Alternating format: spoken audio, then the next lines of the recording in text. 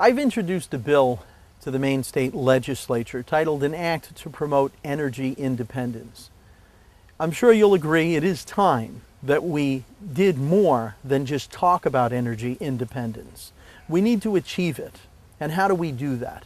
Clearly, we live in a state that has the oldest housing stock in the Union. We live in a state that has the eldest population in the nation.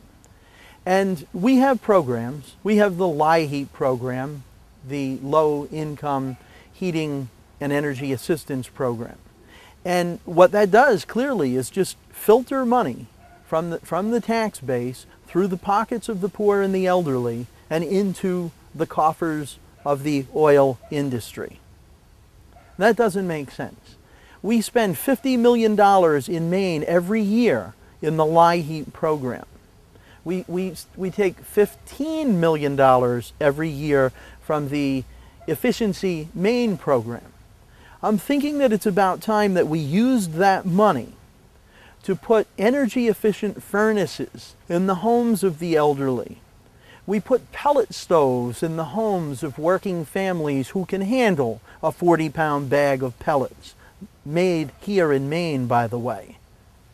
It's an industry that we can grow and create job opportunities for Mainers and make ourselves less foreign oil dependent at the same time. So instead of funding money from the LIHEAP program to the oil industry, instead of taking money from the Efficiency Maine program and giving it back to the utilities, let's be smart with that money.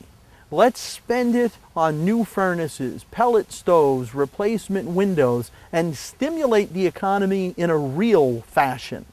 And let me tell you this, that economic stimulus package that came from Washington recently, Maine received $455 million in economic stimulus money. And what were we encouraged to do with that money? To spend it. And where do we spend it? At Walmart. And where does that money go? To China?